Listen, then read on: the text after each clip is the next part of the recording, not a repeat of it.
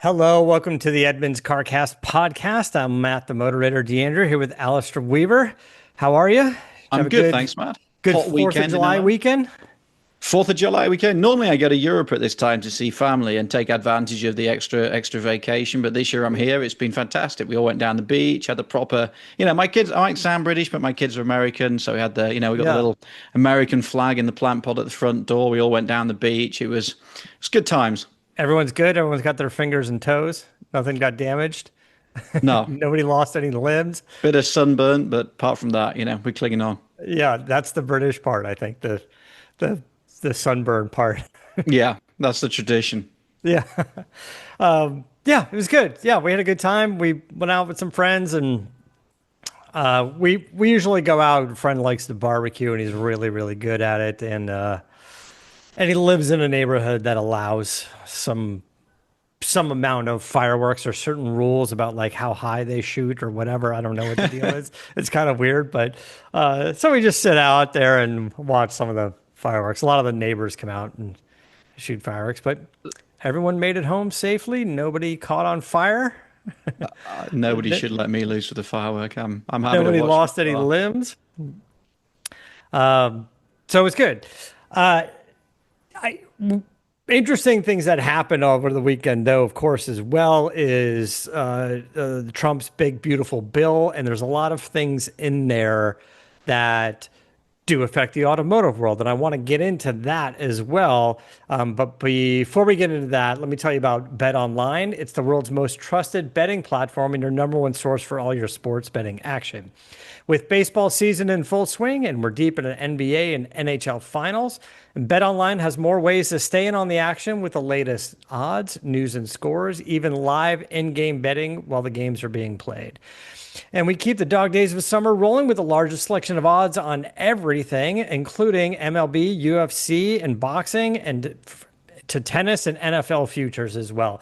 BetOnline remains your best online source for all your sports wagering info. In between the games, head on over to the BetOnline casino for all their top Vegas style games, including poker and their live casino. BetOnline, the game starts here.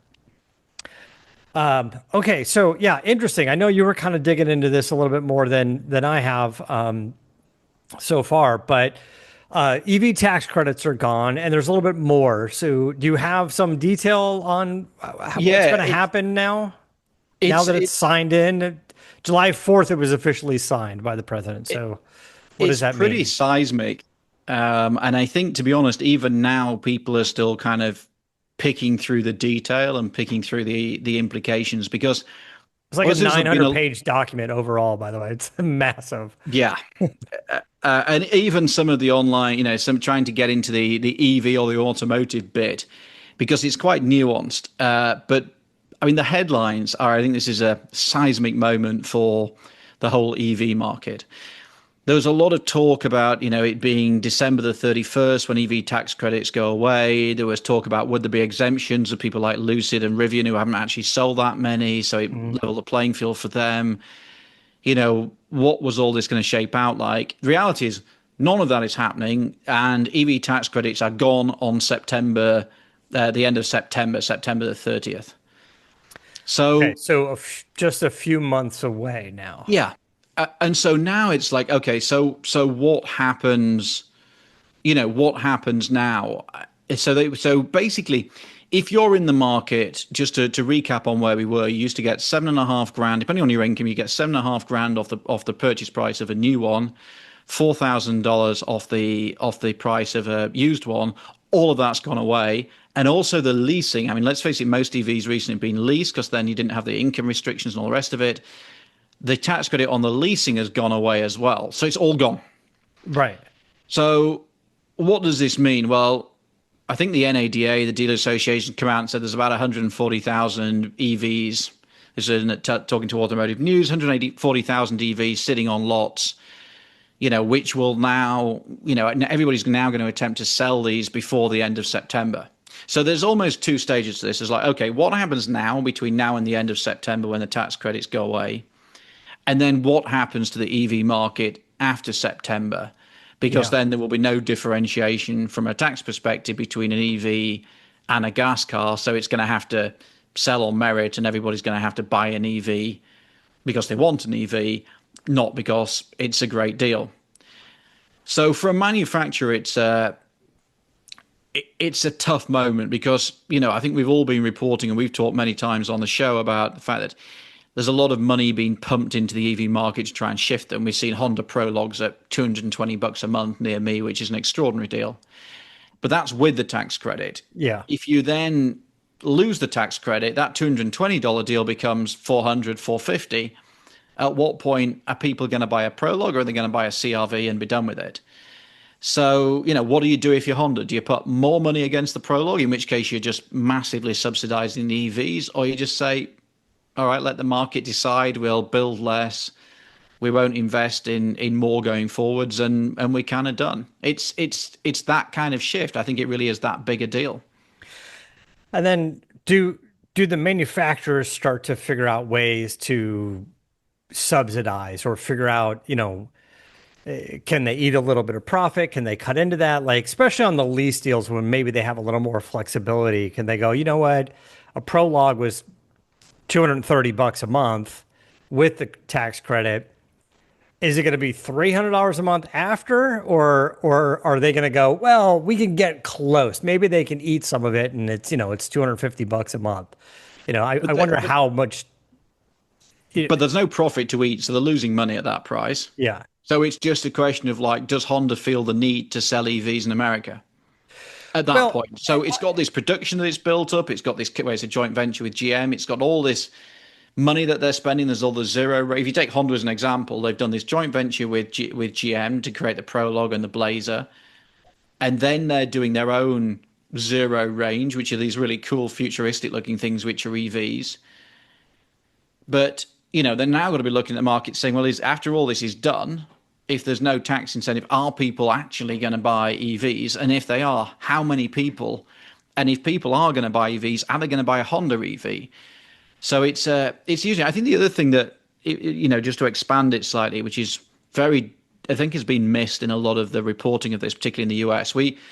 Everybody over here obviously looks at it from a US perspective, but it's a global industry. So maybe if you're Dodge or Jeep, you're looking at it and saying, should we have bothered making the Charger EV or the Jeep EV, the Wagoneer S? And you're probably looking at it and going, no, we shouldn't. There was, frankly, that money's probably wasted now. We're not really going to sell many. If we do, we're going to have to subsidize them. Yeah. What was the point? Any of the big trucks. I mean, because when you talk about like a Honda EV or the Honda Zero, the little concepts that they're working on, they might be able to sell that in other places around the world that may want that vehicle if it's not very big, some of the smaller ones. But if you have a Ford F-150 Lightning or Chevy Silverado, you're not selling them in China, you're selling them here. And is the appeal of an electric full-size truck still going to be appealing when there's no tax credit and it's an expensive vehicle and you can get a gas engine version of that truck, just as easily? Like, I understand, like, some people will still want it, but how many people need to buy it for Ford or Chevy to justify an EV truck? I think that's where it gets difficult. If you're sitting in Dearborn right now, are you going to replace the Lightning? Because this is basically a truck that's just sold in North America. Are you going to replace the Silverado EV, or even going to keep building them in the numbers that you have been? There's an argument of what's the point? Because the other part of the bill is getting rid of some of the fines for not meeting some of the fuel economy standards. Yeah. So it's like a double whammy. So you're not saying, well, we're going to keep building this thing, or we're going to invest in this quite expensive technology which improves fuel consumption, because if we do that, we won't have to pay the fines. If you don't have to pay the fines, what's the incentive to invest in quite expensive, complex technology or develop EVs? So you need to explain that a little bit better, sort of in layman's terms. But basically what's happening is let's say, for example, a company like Stellantis, right? Dodge is going, we're going to get fined if we don't sell enough high mileage or EV vehicles. So the alternative is they can go to a company that's doing better and buy like those carbon credits. They can go to like to a Tesla. Tesla makes all EVs. They sell a ton of cars. They have a surplus of these carbon credits. So the Dodge can effectively buy those credits, right, from Tesla and go, now we've evened out, right? We've evened out. We sold a bunch of Ram trucks, Stellantis, and didn't meet the fuel mileage, overall for the company, but we bought some clean credits from Tesla. But now that's not going to be the case, right? That's right. So in simple terms, they've just kind of got rid of the fines. So they haven't got rid of the concept, they've got rid of the fines. So it's a bit like saying, you still have to drive at 65 miles an hour, but if you drive at 100 miles an hour and you get stopped, the fine will be zero. So you've taken away the incentive to adhere to the law. So this is where a company like Tesla can get upset, right? Because they're going to go. I think it's well known that Elon's fairly unhappy. Right. So what he's really unhappy about is the amount of money Tesla makes by selling off their carbon credits, right? Yes. Because he just makes EVs, and it's a lot of money. But if you go to Ram and go, you're not going to get fined if you don't meet it. We're encouraging you to meet a certain goal, but if you don't meet it, you don't have to buy those credits. So now Tesla has a commodity that's not worth that much because other car companies aren't forced to buy those carbon credits. They could, correct, but they're not. Now, there's a few things that we talked about. This is quite nuanced and complicated. It's possible at a state level, some of these incentives will still exist, and some of these, but that's kind of down the line. I think let's just focus on the on the federal bit of it. So, I mean, the long and short of it is, you don't have the incentive as a manufacturer to produce EVs, and you don't really have an incentive beyond fuel costs going up and consumers saying I can't afford the gas to really make economically. I can't even speak this evening. Fuel efficient vehicles. Fuel economy. We'll cut that bit out. Fuel efficient vehicles. I'm definitely not cutting that out. You don't have an incentive to make fuel efficient vehicles. So put that in the soundbite on Twitter, X, whatever. So where are we then? Let's summarize this and try and bring it back to layman's terms. The reality is, if you want an EV, you have got until September the 30th to either buy one with the tax credit or lease one with the tax credit. As soon as we roll past September the 31st, you're not getting either. So what do you do? Now, I think it all depends on how the market reacts. I think it's inevitable that there's going to be a rush to EVs because people are going to try and cash in on the deals.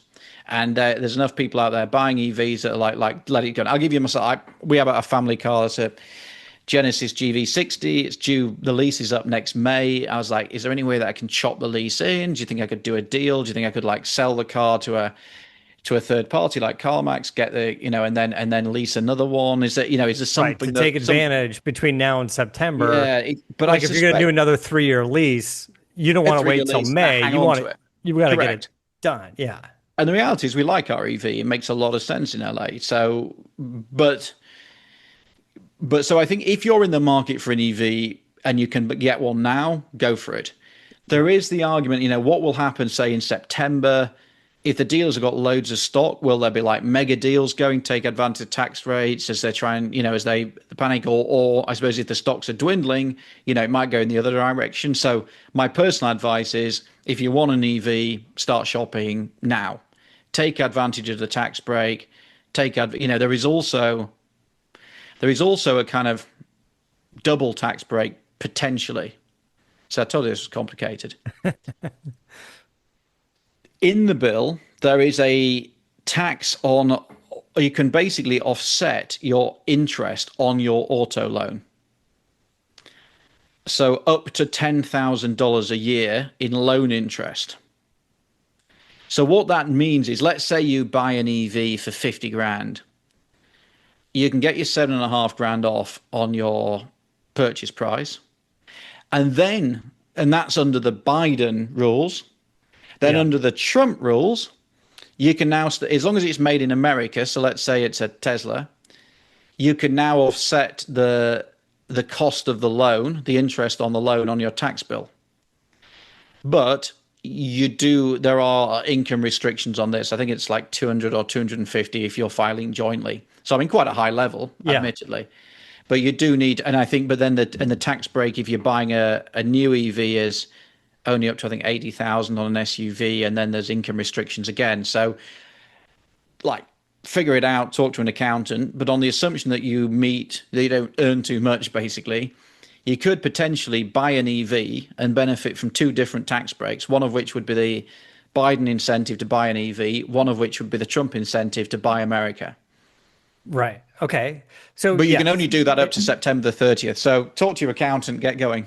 for sure. So there are incentives to buy or lease an EV between now and the end of September. But after the end of September, it's just equal playing field buying an EV like buying any other car. Maybe a manufacturer does some sort of a rebate or do some sort of sale, or maybe the price is what it is, like any other vehicle. Like there are times of the year, when they're swapping out, to the 26 models, maybe the 25s that are on the dealer lot get a little bit less expensive. We're not saying EV's dead completely, but yes, it brings up an interesting point is after September, we're going to start to see, maybe not overnight, but we're going to start to see how many people really want EVs versus how many people don't, right? Because buying or leasing an EV is going to be sort of the same as any other vehicle out there. There isn't really a big Yeah, I mean, advantage financially. it sort of makes the whole market actually much simpler because you are literally just saying you're going into the dealer and saying, do I want to buy a gas car or an EV? And you're not sort of juggling all the tax stuff and everything else. It's just, okay, I want an EV, I want a gas car. What's the difference in price? Which one do I like? Which am I going to buy? So, I mean, there may be some state stuff, but at a federal level, that's kind of as simple as it is. So, what a lot of people are speculating, what does this mean for the EV market generally? I think it's Yeah. just almost inevitable that there's going to be a slowdown in growth. I also suspect there might be a downward trend in the number of EVs that are actually sold. So So, here's an interesting thought, like on that is what happens. So when, for example, Ford, right? Because we're just talking about trucks and it's mostly American. It's not really, F-150s aren't really in China. In 2022, they announced the Ford F-150 Lightning. They were selling them, and they were, mine's a 22. They sold 15,500. In 23, they sold about 24,000, and I think in 2024 they sold 33,000. So take away all of the tax credits. Now, they sold more in 24 than in 22 because it was a $100,000 platinum truck. And then by time, like the reason, like your experience with the Fisker or my experience with an F-150, I lost my butt on it because now you can buy these things for 70,000 instead of 100. And with the credits, like there are deals on F-150 Lightnings for sure. Not just the price coming down, but all of the reasons you were talking about, right? yeah. Tax, excuse me, tax incentives and things. Is if you take away the incentives, we still have the lower price from when it launched. Is Ford going to be happy, or can Ford justify going, we sell 33,000 F-150s, we're going to end up settling at selling 10,000 a year. Is 10,000 a year enough? I don't know their economics. It doesn't sound like very many. I mean, what they sell a year of F-150 is 700,000, isn't it now? So here's the other thought on how that might play out. The Lightning's an interesting case because it's basically an F-150 with batteries and electric motor. The Silverado EV, very different. That's actually a kind of bespoke EV platform that's then shared with Hummer and others. Probably Cadillac, right? Cadillac as well, yeah. Yeah. So, which is obviously a more expensive solution. So, but then also if you're Ford, yeah, the F-150 is basically US specific. It's sold in Australia, but small beer. The challenge for everybody, so maybe they say, actually, you know what, EV truck, it's been a nice experiment. let's see. Ram still hasn't launched the Ram Charger or the Ram, Yeah. the Ram EV. Will that ever see the light of day? Will they just? I mean, they've spent billions developing this thing. Will they just cancel it now? Maybe a Ram Charger, but I think a Ram EV, of all the flack they took by taking they got to bring the V8 back and the Ram, they got to go racing with the truck now, and they got to bring V8s, and they brought SRT back. Like all of the backtracking they had to do, I don't see a Ram EV. Maybe a Ram Charger. I think that's an interesting Yeah, it vehicle. depends how close they are, doesn't it? Like how much, like how committed are you? If it's it, I mean, they put a lot of money into those vehicles, so Yeah. and I do think the Ram Charger is. It also depends, it's good way of saying, look, it's going to be cheaper on gas. The other thing, plug-in hybrid, the tax break into plug-in hybrid also gone, so that market's going to be impacted. From outside of America, when you think about the global brands, particularly the Europeans, this is not the same in Europe. In Europe, is still driving towards EVs. In China, it's everything is basically heading in the EV direction. I think this makes it really hard for these brands because they're global players. So now you're going to have like an America strategy, which is kind of old school, Yeah. and then a rest of the world strategy. So if you're, we talked about the M5 as a silly example, plug-in hybrid. Well, it's plug-in hybrid because of European legislation. So you're not going to make, or seems pretty unlikely, you're going to make like a V8 M5 or a V10 M5 just for America because the numbers are too small. So you're still going to make a plug-in hybrid M5 because you can only make one, Yeah. and you have to make it work in China, in Europe, in the UK, which is not Europe anymore, and in America. So that's where it gets really tricky. So my hunch is you're going to see more approaches like BMW, where you say we're going to basically build one chassis in old school speak, then we're going to stick an engine or a motor in it, and we'll service different markets in that way. And then the question will be like, will you sell? Which will you bother selling in America? And we don't get all the EVs that the European brands Yeah. make anyway. So maybe they'll just say, well, actually, we think there's a market at this price point or at this price point, and we'll bring those in. So yeah, it's a lot, and I think it's going to be a good few months before this shakes out. And probably nobody really knows what the underlying market is for EVs. If it's 20% in California, it's hard to believe that goes away to almost nothing. Yeah. If it's like 7 or 8% nationwide, is that going to grow? I don't think so. Is it going to go back to like 3, 4, 5%? I don't really know at this stage. I was thinking about ourselves, the EV that we lease, we'd be happy with another EV. But if it starts being more expensive than the gas car, it's going to be it's a tough sell at that point. Yeah. Like Yeah. how And much after do I want driving an my EV and how much do I offset it? I don't use it that much, so gas costs aren't that big a deal for me. So then, like I care about the environment. I still think EVs are part of the bigger solution, not the only solution, but I still think they're part of it. So, but am I going to pay a big premium for that? I don't know. Got to work it out. after driving my truck for a while, people do start to ask me quite a bit now, what does it cost to charge it? And this is, a topic for maybe another time, but there certainly is a difference. If I charge it in my apartment complex, what they charge here at 32 cents a kilowatt, it's tough to say I mean, I could say it's 32 cents a kilowatt, but what does it charge? What do I pay to charge it? Well, I don't drive it down to 0 or 5%, then charge it to 100%. So it's not like a gas car where, the E light is flashing on the dash and I'm, pulling into a Costco gas station, I'm going to fill it up. It's not quite that, but it to do like a decent sized charge is $35, right? And Yeah. then and I say, well, what does it cost to fill up your Infinity G35 that's, 10 years old? And they're like, well, it's $70 for a full tank. I go, okay, well, it's $50 for about as much as I put electricity in, like a three-quarter of a tank kind of thing. I go, so charging it at home is less money, about $35 compared to $50 in fuel in California. I go, however, when I have to drive down to like San Diego and I got to go to a Charge America or something public, it's nearly double in some cases, 64 cents a kilowatt.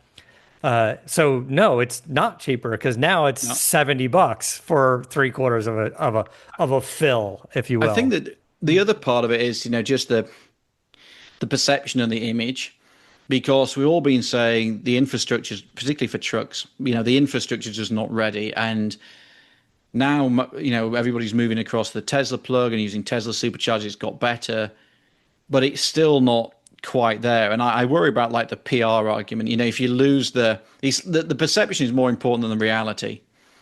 And if people just continue to have this perception that the infrastructure is rubbish, I'm not going to go far enough, it's going to be this, it's going to be that, you're going to say, oh, what the hell, I'm just going to buy a gas car. Don't want the hassle. And it's all about the perception. But part of the problem with where we are now is, are people going to continue to invest in the infrastructure? That was a Tesla good aren't question. investing in Right. their own infrastructure. There's all these talk about the manufacturers gathering together. That's gone pretty quiet. It's all piecemeal stuff. So will the infrastructure just get gradually better, and then more and more people say, oh, I had an EV, or my friend had an EV and it was pretty good. I quite liked it. And he says it's all right, and I'll buy one. So my hunch is like the EV thing won't go away and it'll gradually creep up. But it's hard to imagine nationally it having it growing at any significant rate now. And Right. maybe like in 10, 15, 10 years time, we'll be at 20% EVs nationwide. I don't If know. if we look at some of the sales numbers like we were talking about, like with the F-150, but others as well, is if after September EV sales drop 50% and they sort of settle around there. You're selling instead of 30,000, vehicles, maybe you're selling 15 if you're lucky. It could be 10. You're right. Is that enough vehicles to be sold from each manufacturer, half of what they're doing now, to also justify investing more in the infrastructure? Like even the small things. I'm not talking about adding more and more chargers. Just there's there's 10 chargers in the mall in Santa Monica.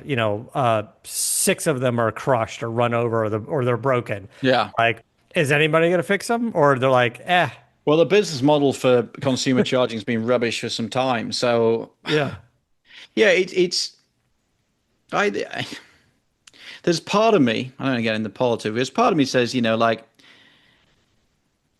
artificially skewing the market with tax breaks is sometimes a bad way to run an economy. However, when you have new and emergent and expensive technology, history suggests that you have to do this at least for a certain amount of time. And there are a lot of, environmental, certainly if you're driving big miles, it's hard to deny that there are environmental advantages yeah, associated with, EV usage at scale and over a lot of miles. So, there's part of me and there's been so much money and technology and everything else pumped into this. And now the US has taken this position, which is very out of kilter with China, which is now the biggest EV manufacturers in the world now. It's out of kilter with Europe. So you've got all these different global powers going in different directions. It's just a mess. It's just a complete mess. yeah. And basically, I think the US is just going to concede the EV market to China. So if what does that look like long term? And the other thing is, Trump's got what, 4 more years to go. Who knows what happens in 4 years' time? Trump can't run again, clearly, and he'll be 110 probably. So it's then what happens next? If you get a more a more left leaning Democrat administration, are they going to like reintroduce it all, and everybody's going to have like wasted 4 years? It's like, does Ram sort of dust off the electric truck and say, that thing that we were going to launch and didn't? Oh, hang on a minute. Yeah, What right. happens then? It's a nightmare because you just want long-term stability, and ideally you want long-term global, you know, A, stability, which we haven't got, and B, consistency, which we haven't got. It's also tough to sort of rip off the band-aid, so to speak. Like you're saying, we went from $7,500 tax credit to no tax credit. If it was like, oh, it's going to drop to 3,500 and then it's going to go away, or drop to Yeah. 3,500 and then 1,500 a year later and then go away, then people start to go, well, because it can't last forever. You can't just go EVs, we're making them and forever you're gonna get a huge tax credit on it. It's like, no, it's like, sure, we're taking advantage of the tax credit now, but it can't be there forever. But how do you phase it out? I mean, Yeah, I you guess feel part of the $10,000 like loan tax advantage is a way to offset it. So there might be some ways to kind of balance that out, but it's not quite the same because it can't be sort of, I guess it's not going to be effectively advertised quite as well. Like you can't go, hey, there's a $7,500 tax credit. You can't just put a big billboard off the 405 that says, this truck's $50,000 minus the tax credit of 7,500, and then you get it for 42,000 change. we were looking at that. We were talking the other week about Slate, this little EV truck startup. It's like, oh, great, this is going to be like, 30 grand or whatever. Oh, then with a tax break, it's going to be this price. No, now it's going to be, 30 grand, or maybe by the time you put like a stereo speaker and all the rest of it, it's going to be 35 grand. At which point you're like, oh, hang on a minute, that's the same price as a Maverick, or maybe that's the same price as a used Ranger or Silverado or whatever it may be. So that gets really hard. There was a weird thing on the street. I saw that the stock price of Rivian and Lucid actually went up. Sometimes you look at like what Wall Street does and you're like, But I think they're almost running the argument there might be less EV competition. So if you're purely EV and that's your business, it might be beneficial. Plus, there's a lot of people unhappy with Tesla and Yeah. everything else, and more Elon Musk than Tesla. So I don't know about that. I mean, I sometimes mean, what look, Wall Street does just feels so counterintuitive. my thought on Tesla and why Elon is upset, really, I don't think Tesla's long-term plan in Elon's mind is we need to sell as many Tesla cars as possible. In his head, he's thinking he wants to do this robo taxis and he's going to sell these fleet or maybe to cities or something. And he's putting his AI in all of the cars. His Grok's going to go in and he's building robots and he's just like building out this technology company to have the revenue of that company be less reliant on the actual selling of cars to consumers. I think what hits him the most, just doing a quick search, how much money does Tesla make on selling carbon credits? And it came up, and I don't know if this is accurate, it said last year was $2.76 billion selling those. If you take all of those away effectively after September, that's what hurts. Well, that's material even to Elon. And also, then there's a whole bunch of stuff around some of the battery manufacturing tax credit. I think some of that stays, but as you say, there's a lot to be kind of still worked out as we're talking about it. I think we're all trying to digest it and figure out what happens. But certainly from a consumer perspective, if you want an EV and you're in a position to move now. Yeah. You could gamble on saying they're going to be mega deals in September as dealers panic a bit and try and get rid of stock before the tax break goes. Maybe. But that's Maybe a the gamble. car companies are all going to rush into the office on Monday morning and go, "What are we going to do for the next almost 3 months? Like Yeah, after so that, like what plan do we have?" yeah, and it's not like you can turn it's hard to kind of increase production, decrease production. You got all the supply chain. This is a tough call. And the irony is I were talking off air that I'm off to Goodwood this week to, I fly Tuesday night to go and have a look at a whole bunch of new EVs, and Hyundai's already teased the Ioniq 6N, and Mercedes has got this kind of crazy AMG EV, and suddenly, like last week, it was like, here we go, we got like was it 1,300 horsepower AMG or something, Yeah. 1,341. You're like, oh, that's interesting, and it seemed like, oh, that feels a bit like not quite the zeitgeist. I don't Yeah. know. It's like, Actually, that's a good point. All right. Hold on one second. We're going to take a quick break. Enough with the politics side. I think we got what we were going for. If you want an EV, you got till the end of September. After that, hey, it's every man for himself. That's the summary. So we'll hold on one sec. We'll be right back.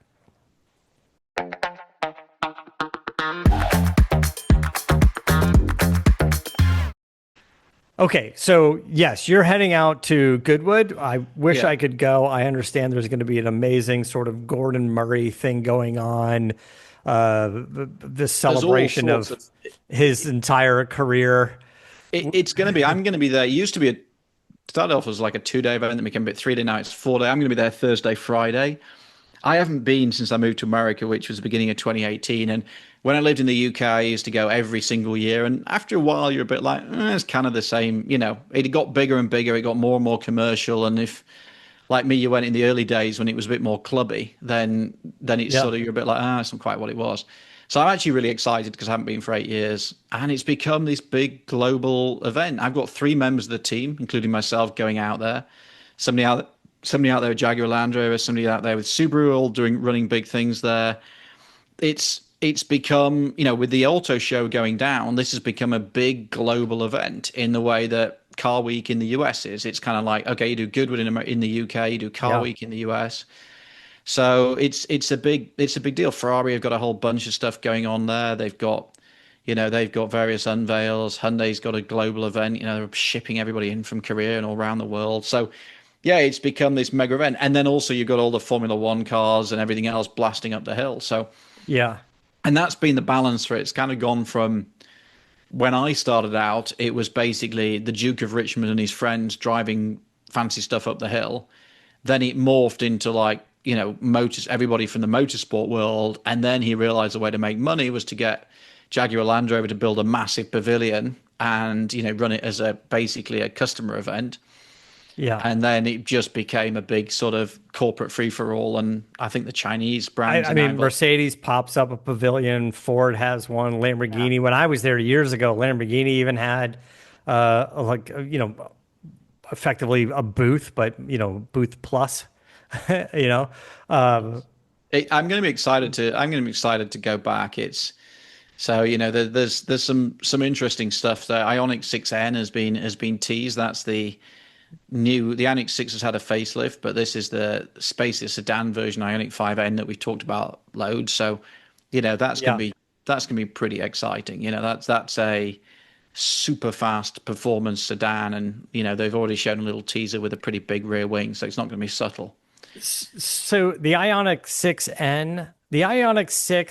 wasn't my favorite. Its profile just looks like a sad face, and it just The didn't facelifted catch my car looks cooler attention though. design wise. It was just like every time I see it, it just looks sad, like a sad face.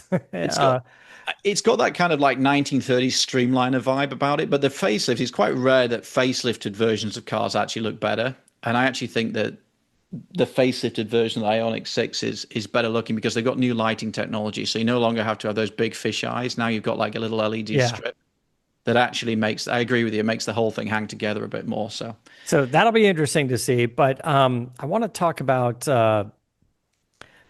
this thing for a second. Let me the just bring up and orange fish thing. the Mercedes AMG, this weird looking. I mean, I'm looking at this photo and it's got this big fish mouth in the front, but actually, I'm curious to see what this thing looks like in person because when we go down through some of the images, the profile I don't mind. I think No, the that profile looks quite cool. The rear looks yeah. quite cool. It's just, I mean, there was that famous Mercedes concept, wasn't it, from the early 80s? I think George Russell just turned up the British Grand Prix in it. I mean, what is it, one W111? Is that right? So there's a kind of like historical context why it's got this big sort of gaping, like fish mouth grill. We were But it's looking at got it. it's got a bit of like Aston Martin in the front, and the race cars they put the lipstick on it. You know what I'm saying? Like you get the green Aston with the yellow lipstick around the mouth. This one they did as like an LED. So maybe they're kind of pulling a little bit from the motorsports side of it. This is basically going to be taking on Lucid Air Sapphire, Porsche Taycan Turbo GT, 1,341 horsepower. They're saying 223 miles an hour. Now, the battery's not going to last long at that speed. And then also really fast charging Yeah. speed, which, the only problem with that is I think the charging speed, there isn't a charger in the world at the moment that actually That's what I was just saying, they dude. use It's like, I get it, it's bragging rights, but also it's like, for who? So, to back up a second, what we're looking at here, for those of you just listening to the podcast, is this is that bright orange Mercedes AMG. It's an EV super sedan, four door, like you said, to compete with Lucid Air Sapphire and Porsche Taycan Turbo. It's kind of funky looking in the front. The profile is cool. It's got this crazy sort of heat extractor hood scoop, sort of flow through coming out the front of the hood. But yeah, a 223 mile an hour, EV sedan seems cool. 1,341 horsepower that you were talking about. It says it adds 250 miles of range in 5 minutes, but again, I don't even know where you could possibly do that. I don't even know if the Mercedes factory can do it. Like, how do they even test it? Like, because I Well, don't know of any charger in the world that could do it. the other thing is, I think they're talking about the Mercedes chargers are going to have, be capable of doing that. Also, like crazy aerodynamic coefficient of drag, which it's a tech. Look, this is a technology showcase for Mercedes, and I think what Mercedes is saying with this is, we're fully committed to EVs. There's going to be exciting ones. Here's AMG with with our own version of the Taycan and everything else. So, there's a lot of excitement coming. And I, I but will say that you're right. A drag coefficient, for those of you in the know, 0.19 yeah, is that's crazy. incredibly slippery. That is a slick. It's incredibly slippery, and actually, without, at least on the face of it, like really like screwing up the styling. I mean, you can say you liked it or don't like it, but like the wheels are relatively conventional. It's not like it's got, the wheels are Yeah. known really problem for aerodynamics. It's not like it's got covered off wheels. It's not like a kind of crazy aero shape to achieve that. So that's really impressive. I mean, this is the thing, Matt. This is what we go back to the beginning of the conversation. All this technology is getting better and better and better. Cars are going to charge faster. The batteries are getting smaller. They're getting Yeah. more efficient. Cars are going further. EVs are getting better and better. And the position the US has taken now just means that the US isn't going to be part of that party, I don't think. We'll see. I think so. Unless there's some luxury items like this and Lucid and Porsche Taycan. Looking at the interior image of this thing, this is kind of cool looking, sort of full on race car here, but with air conditioning. I don't know how comfortable those seats are going to be, but I like what they're doing. The profile is cool. The performance aspect, the numbers they're putting out seem cool. I don't know, with that sort of aerodynamics, maybe you just put this thing into a comfort mode and hit the highway, and maybe the range is really good because it doesn't, Yeah, yeah. because it just glides through the air. And that's one of the, we talk about battery technology getting better is huge for EV survival, aerodynamics and reducing weight. And they're nailing the aerodynamics on this. The mass thing is a big thing, but I think with the battery technology getting better and that sort of thing, the mass will, really focus on getting the mass down. And, I think this is the challenge that you need. I mean, Lucid is selling what, five, what did it sell last year? Now I suppose now with the Gravity on board, but they're selling like 5, 6, 7,000 vehicles a year. I can't remember the exact numbers. Rivian's selling a lot more, but it's still losing money. So you need scale to drive the technology. So, are the European brands and the American brands going to have the scale that they need to drive the technology? Or, because the Chinese brands have got the scale and they've got the technology and they've got the state subsidies and they've got everything that they need to Yeah. own this market. And there's a lot of people saying, well, what has Europe got left? What has US got left? And, really it's brand and heritage. And how much do people really care about that? I don't know. Difficult one. We do have a lot of that here. We have a lot of passion for vehicles out here. We still do. And you were making the point effectively a few minutes ago, going, Goodwood has grown over the years and turned into a massive, also manufacturer display event and debuts of vehicles and stuff. But listen, this wacky Mercedes-AMG EV concept, I'm just going to say it. I don't know how much of this would be in a production car, and this color doesn't work for me, but I like it better than Lucid. I like it better than the Porsche Taycan. I think it's a cooler thing. I think it's just a Well, little that's good. I more mean, this is unique. the point, right? It's stimulating debate. It Yeah. is just funny that it came out in the week where the US basically said, "No, we're not really doing that anymore." Yeah. It's just But and to your point about the EV side of it, it's just like Rimac Navara was putting down crazy numbers and the performance is supposed to be there. And I don't, I don't think they're selling any of those things. No, and I think even Mate Rimac, who I've met a few times, came out and said like people just don't want them. You know, they're just not. This is just not where the market is. It's a bit like the watch market, isn't it? You know, Yeah. I'm a bit of a watch buff, and once you get up into higher echelons of price, people don't want a quartz anymore, and it's the same sort of thing. I think if I'm dropping 2 or 3 million on a car, then you want to feel like some Uber engineer has manufactured this by hand, and that's kind of what you're buying into. So I get it at that end of the market. I think it's just the other thing you should say going back to the Ioniq 6N is obviously expensive. This AMG is hugely expensive. But there is a kind of irony in that we are starting to see a lot of cheaper EVs hit the market. Kia's got some more stuff on the way. Chevy Equinox is a really good car. The new Nissan Leaf we talked about last week. So, you know, there is, the cavalry is coming.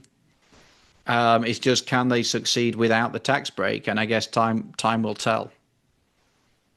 Yeah. Right. And you're right. I mean, we talked about the ones that are maybe a little bit more American audience specific, probably facing the biggest obstacles. But, Yeah, I don't know. Maybe a Nissan Leaf is going to do well around the world. It's small, the range is better, the price is low, arguably low, most maybe, American most American families are two-car households. yeah.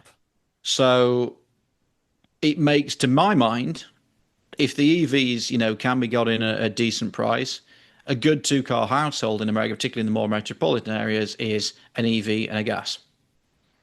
And I suspect, that might well, how things shape out. That's how my household runs, and I think that makes a lot of sense. Yeah. Okay. So a GV60 and a vintage air-cooled Porsche.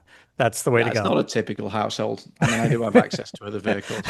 I have an Ionic 9. We didn't even talk about it. We're going to run out of time, but I had an Ionic 9 that I've just been driving all week. That's Hyundai's new three-row EV. Great vehicle. Great Yeah. vehicle. 66 grand, I think, the one I'm driving around in. And that's the sort of mid-spec. Well, It's, we know how much you guys like the EV9, the Kia, right? yeah. So the Ionic 9, I think we should spend a little more time on that maybe next time. Yeah, sure. But that's going to be the choice, right? EV9, sorry, Ionic 9 or Palisade. Because you're going to end up, but Yeah. then is the Palisade going to be cheaper? Because if it's cheaper and does 90% of the job and you don't have the fear about infrastructure, you end up buying the gas. So I don't know. We're going to talk more about this. It's good to get into the details of it. I'm still figuring it out as we, I like Genesis has been planning a GV90, a new flagship EV SUV to be even above their car. yeah, and I think that's going to be based on the Ionic 9 as well. Yes. Right, because they've shared that platform already. They're just sharing the Yeah. expense. But again, how many will they sell here? Yeah, and that's going to go up against Lucid Gravity, R1S Rivian. Yeah. We'll see. It's going to be, it's going to be a fascinating time, and I didn't expect it to be so abrupt. It's so, who'd want to be a CEO of a car company right now, particularly in America? It's a Right. tough place. Right. Okay, so your wheels up. You're going to be heading out pretty soon. I'm wheels up Tuesday night, but I'm back in the US Sunday, so I'm going to Okay. be. It's a fleeting visit to the UK, but I'll be back. We'll probably record the show maybe as soon as I get back, and we'll be no break in transmission. Okay. All right, guys. Thanks so much. Have a good trip. And until next time, keep the air in the spare and the bag in the wheel.